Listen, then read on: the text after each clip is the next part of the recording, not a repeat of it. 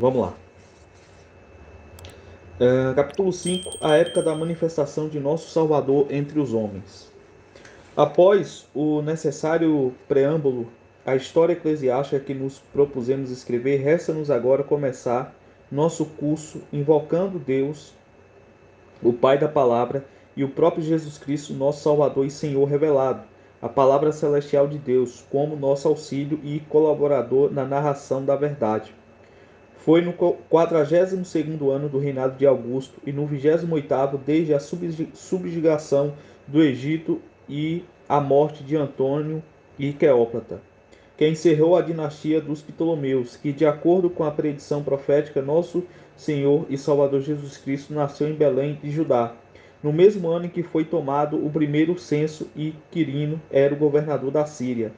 Esse censo é mencionado por Flávio Joséfo, o distinto historiador entre os hebreus, que também acrescenta outro relato com respeito à seita dos galileus, surgida na mesma época e também mencionada por nosso Lucas em seu livro de Atos, nas seguintes palavras: Depois desse homem, levantou-se Judas da Galiléia nos dias do alistamento, e levou muito povo após si. Ele também pregou a todos os que lhe obedeceram,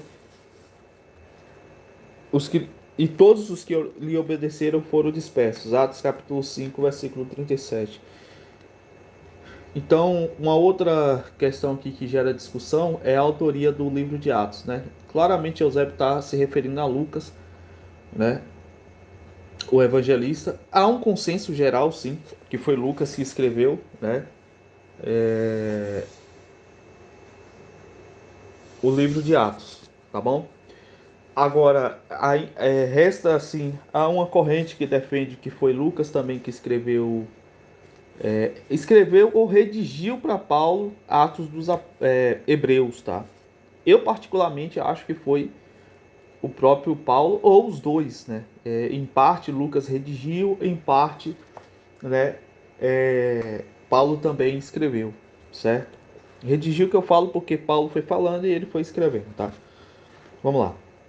O autor já mencionado, concordando com essa afirmação, acrescenta o seguinte no 18º livro de Antiguidades: Mas Quirino, que pertencia ao Senado e tendo desfrutado de outros ofícios, passou por todos os degraus do ofício até o consulado, homem também de grande dignidade em outros aspectos. Chegou à Síria por ordem de César, com uma pequena tropa e com o poder judicial sobre o povo, para fazer um inventário de sua propriedade.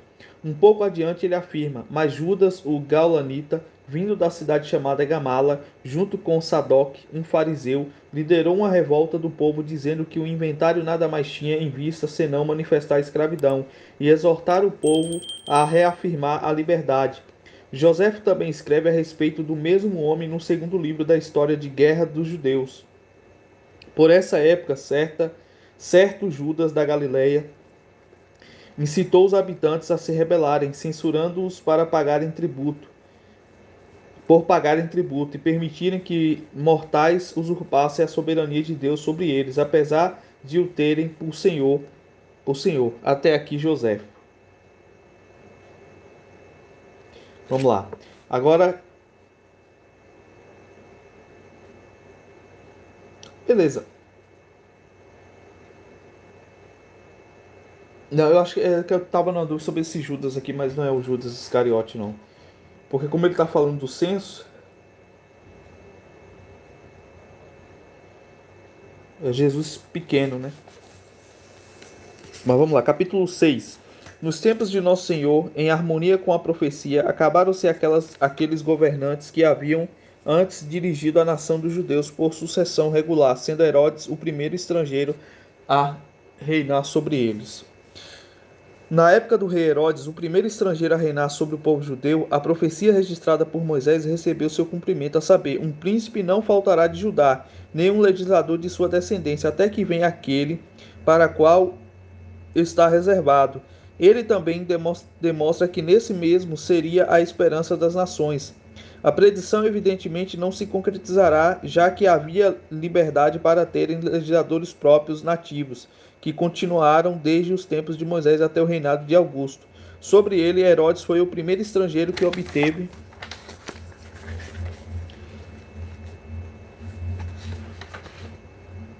que obteve o governo dos judeus. Assim conforme escreveu Joséfo, ele era idumeu pelo lado paterno e árabe pelo lado materno.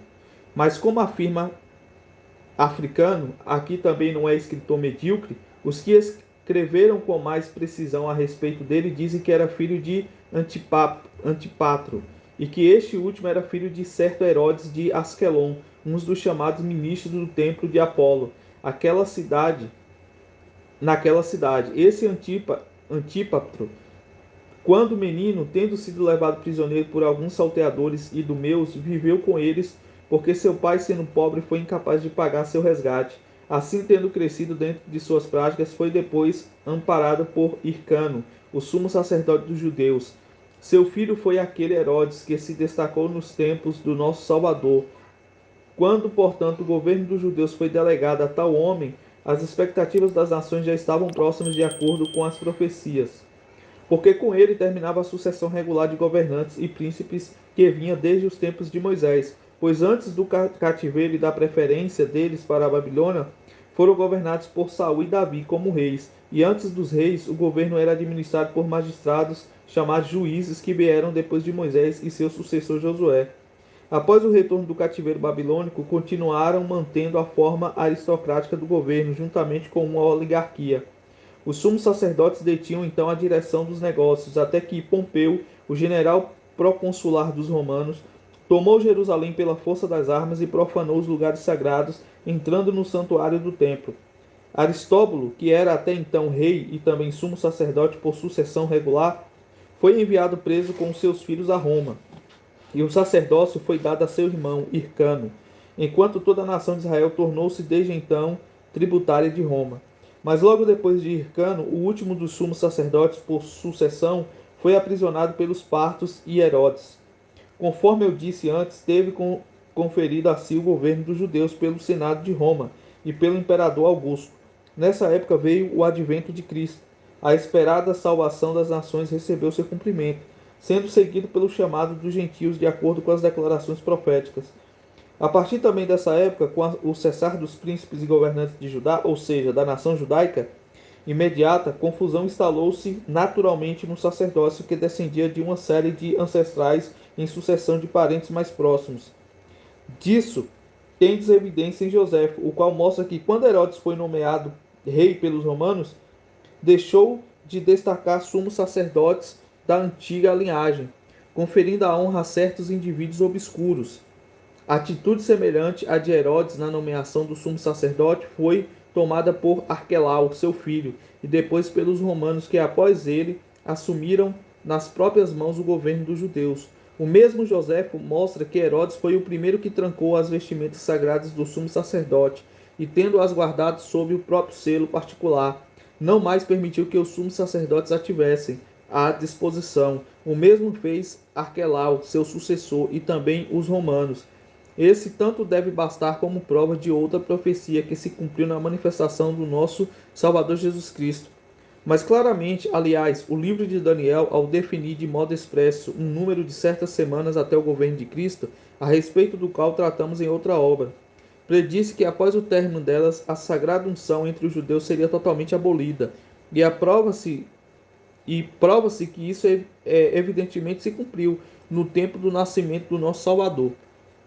Basta isso, porém, como um preâmbulo necessário para estabelecer a verdade em referência a esses tempos, tá? E basicamente, quando Jesus nasce, a gente pode entender que há uma abreviação total da última semana de Daniel, né? Que não se cumpriu, né? É interessante isso.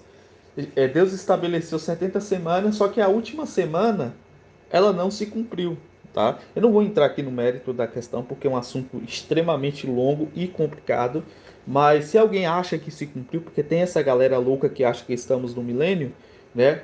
O final das 70 semanas de Daniel, ela se trata de cessar a transgressão, né? Expiação pelos pecados e cessar a transgressão por último, expiação, justiça, cessar o pecado, né? Cessar a transgressão, expiação pelos pecados, cessar a transgressão e justiça eterna. Esses três atos acontecendo, fecha as 70 semanas de Daniel e fecha a última semana. Ou seja, a expiação pelos pecados houve, beleza, Jesus morreu, né? Cessar a transgressão e justiça eterna já aconteceu, gente? Cessou a transgressão nesse mundo? Não. Houve justiça eterna? O julgamento no grande trono branco? Não. Então, as 70 semanas de Daniel, houve uma pausa. Por que essa pausa? Agora, não confundir com o dispensacionalismo que trata os cristãos diferente do povo eleito e escolhido. Não, fazemos parte do mesmo povo, somos o Israel de Deus, juntamente com os judeus que porventura, lá no fim dos tempos, se converterem, tá? Mas vamos lá continuar a leitura. Vai dar para ler mais um capítulo hoje. Capítulo 7. Sobre a suposta discrepância entre os evangelhos com respeito à genealogia de Cristo. Usa até hoje isso, né, cara? E gente que diz que a Bíblia é adulterada. Vamos ver o que Eusébio fala já no quarto século sobre? Vamos lá. Uma vez que a genealogia de Cristo nos é dada de diferentes maneiras por Mateus e Lucas, supondo-se em geral que estejam em desacordo em suas afirmações, e uma vez que todo crente, pelo desejo de conhecer a verdade, tem sido levado a empreender alguma investigação para explicar as passagens, podemos também acrescentar o relato que nos chegou. Referimos-nos à história sobre essas passagens com respeito à harmonia da genealogia dos evangelhos que foi nos transmitida por Africano, numa epístola a Aristides. Depois de ter refutado as opiniões dos outros, considerando-as forçadas e fictícias, apresenta o relato por ele mesmo certificado com as seguintes palavras: era costumeiro em Israel calcular o nome das gerações, ou de acordo com a natureza, ou de acordo com a lei. De acordo com a natureza, pela sucessão de filhos legítimos, de acordo com a lei, quando outro criava filhos em nome de um irmão que houvesse morrido sem deixar filhos. Pois uma vez que a esperança de uma ressurreição ainda não fora claramente dada, imitavam a promessa que se cumpriria por um tipo de ressurreição mortal, com vistas a perpetuar o nome da pessoa que morrera. Portanto, alguns dos que são inseridos neste quadro genealógico sucedem-se uns aos outros na ordem natural de pai e filho. Alguns, repetindo, nasceram de outros, tendo sido atribuídos a outro pai por nome, tendo sido registrados tanto os pais reais como os atribuídos. Assim também o Evangelho não fizeram declarações falsas, quer calculando pela ordem da natureza, quer de acordo com a lei, visto que as famílias descendentes de Salomão e de Natã foram de tal maneira misturadas por substituições em lugar dos que haviam morrido sem filhos, de acordo com o casamento e perpetuação de descendência, as mesmas pessoas não devidamente consideradas em um aspecto pertencente a uma delas e em outro aspecto a outra. Assim é que ambos os relatos são verdadeiros, ou seja, dos que foram considerados pais e dos que realmente foram pais e chegaram a José com considerável complexidade. É verdade, mas com grande precisão. Para que isso, contudo, possa tornar-se evidente, vou estabelecer as séries de gerações.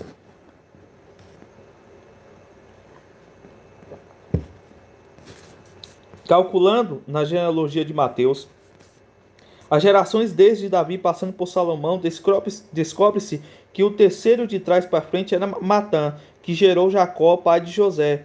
Mas calculando como Lucas, desde Natã, o filho de Davi, descobre-se que o terceiro é Melque, cujo filho era Eli, o pai de José. Sendo José, portanto, nosso objeto proposto, vamos mostrar como aconteceu de cada um ser registrado como seu pai. Jacó, conforme se deduz, de Salomão, e Eli de Natã. Também como aconteceu de esses dois, Jacó e Eli, serem irmãos. E além disso, como se comprova que os pais deles, Matã e Melque, sendo de famílias diferentes, são avós de José. Então vocês pegaram bem aí como é que funciona o esquema de genealogia, né? Deve ser por isso que Paulo vai dizer que não se apegue às vãs genealogias, né? Infindáveis genealogias. Matã e Melque, tendo se casado em sucessão com a mesma mulher, tiveram filhos irmãos pela mesma mãe, pois a lei não proibia a uma mulher que tivesse perdido o marido, quer por divórcio, quer por morte dele, casar-se de novo. Matã, portanto, que remonta por morte na lei de Moisés, isso é claro, né? Um irmão sucederia o outro caso morresse. Um exemplo. Tem uma mulher, ela é casada com um irmão, esse irmão tem outros 5 irmãos. Vamos supor, esse irmão morreu. Então, para que o nome e os outros irmãos não eram casados, então, para que não deixasse de suscitar herança, tá, e descendência a esse irmão morto, um outro irmão casaria com essa mulher viúva e dela geraria filhos em nome do irmão morto. Era assim que funcionava na lei. Vamos lá. Matã, portanto, que remonta a sua linhagem a Salomão, primeiro teve Jacó por meio de esta, pois esse o seu nome conforme transmitido pela tradição. Com morte de Matã, Melque, que remonta sua descendência a Natã, casou-se com ela. Ou seja, o Melque, que é irmão de Matã, que vai ser avô de José, ele casou com a mulher do irmão depois que morreu, pois era da mesma tribo, ainda que de outra família, e conforme se disse, teve o filho Eli. Assim, portanto, vamos encontrar dois de famílias diferentes, Jacó e Eli, irmãos pela mesma mãe. Um desses, Jacó, pela morte do irmão, casou-se com a viúva, tornou-se pai de um terceiro, ou seja, José, seu filho, tanto pela natureza como por atribuição. Assim está escrito: Jacó gerou José, mas de acordo com a lei era filho de Eli, pois Jacó, sendo seu irmão, deu-lhe descendência. Entendeu? Lei mosaica sendo cumprida aqui. Desse modo, a genealogia traçada também por intermédio dele não será considerada imprecisa, sendo de acordo com Mateus dada da seguinte maneira: Mas Jacó gerou a José. Mas Lucas, por outro lado, afirma que era o filho conforme se supunha, pois isso também ele acrescenta: o filho de José, o filho de Eli e o filho de Melque, visto que não era possível expressar a genealogia legal de modo mais distinto. Ele omite por completo a expressão ele gerou numa genealogia como essa até o fim, tendo chegado a Adão, que era filho de Deus. Resolve toda a série referindo-se a Deus. Isso também não é impossível de provar, nem conjectura vã, pois os parentes de nosso Senhor, de acordo com a carne, seja para apresentar as próprias origens ilustres, seja para simplesmente mostrar o fato, mas de qualquer maneira apegados estritamente à verdade, também transmitiram os seguintes relatos: salteadores da Idumeia, em ataque a Asquelon, cidade da Palestina, levaram Antíprato cativo junto com outras presas do templo de Apolo, construído perto das muralhas. Ele era filho de um Herodes, ministro do templo, o sacerdote. Entretanto, não foi capaz de pagar o resgate pelo filho. Antípato foi instruído nas práticas dos idumeus e mais tarde, amparado por Hircano, o sumo sacerdote da Judéia, ele foi subsequentemente enviado por Hircano numa embaixada a Pompeu, e tendo restaurado a ele o reino que tinha sido invadido por Aristóbulo, o irmão deste último, teve a sorte de ser nomeado procurador da Palestina. Antípatro, porém, tendo sido traiçoeiramente morto pelos que invejaram sua sorte, foi sucedido pelo filho Herodes, que foi mais tarde nomeado rei dos judeus, por decreto do Senado sob Antônio e Augusto. Seus filhos foram Herodes e os outros tetrarcas. Esses relatos dos judeus também coincidem com os dos gregos, mas como as genealogias dos hebreus tinham sido regularmente mantidas nos arquivos até então, e também as que se referiam aos antigos prosélitos, como por exemplo o Amonita Aquior e a Moabita Ruth, e aos que se misturaram aos israelitas na saída do Egito. E como a linhagem dos israelitas nada tinha de vantajoso para a linhagem de Herodes, ele foi incitado pela consciência de sua descendência desprezível e destinou todos os registros das famílias deles às chamas, pensando que ele mesmo poderia parecer de nobre origem, pelo fato de ninguém mais ser capaz de traçar sua linhagem pelos registros públicos, ligando os patriarcas aos seus prosélitos e aqueles estrangeiros chamados geor. Agora que eu não sei porque a palavra está em grego, não foi traduzida. Vamos lá. Uns poucos, porém, dos cuidadosos quer pela lembrança dos nomes, quer por terem em seu poder de alguma outra maneira, por meio de cópias, registros particulares próprios, gloriavam-se na ideia de preservar a memória de sua nobre descendência. Entre esses estavam as pessoas acima mencionadas, chamadas desposini, por conta de sua afinidade com a família de nosso Salvador. Os que saíram de Nazaré e Coshba, vilas da Judéia, para outras partes do mundo, explicaram que a mencionada genealogia retirada do livro de registros diários era tão fidedigna quanto possível. Desse modo, quer o seja, quer não, como eu ou qualquer juiz imparcial diria certamente, ninguém poderia descobrir interpretação mais óbvia. E isso então deve bastar nesse assunto, pois ainda que não seja sustentado por testemunho, nada temos a apresentar que seja melhor ou mais coerente com a verdade. O Evangelho em seu todo declara a verdade. Ao final da mesma epístola, esse escritor africano acrescenta o seguinte: Matã, cuja descendência remonta a Salomão, gerou a Jacó com a morte de Matã. Melque, cuja linhagem vem de Natã, ao se casar com a viúva daquele, teve Eli. Assim Eli e Jacó eram irmãos pela mesma mãe. Morrendo Eli sem filhos, Jacó lhe deu descendência, sendo José pertencente a si de acordo com a natureza, mas Eli de acordo com a lei. Desse modo José era filho de ambos, até que, africano, uma vez assim traçada a linhagem de José, há, ao mesmo tempo que possíveis indícios de que Maria também era da mesma tribo, já que pela lei mosaica não se permitiria casamentos entre tribos diferentes, pois a ordem era casar-se com um do mesmo povo e da mesma família, de modo que a herança não fosse transferida de uma tribo para outra, e isso deve bastar no presente ponto, né? Alguns questionam que, assim, se Maria era prima vamos lá, né? De Isabel, mãe de João, ela deveria ser da tribo de Levi. Negativo, tá? Não fala de que grau elas eram primas, tá? Mas existia sim primos de tribos diferentes, porque, gente, havia aqueles que descumpriam a lei, tá? A recomendação era que as tribos não se misturassem por conta de herança, mas os caras casavam com mulheres de outros povos que era proibido até com pena mortal. Imagina do mesmo povo, né? Então acontecia. Certo? Então a gente leu aí do capítulo 5 até o capítulo 7. Depois a gente vai continuar aí a partir do capítulo 8.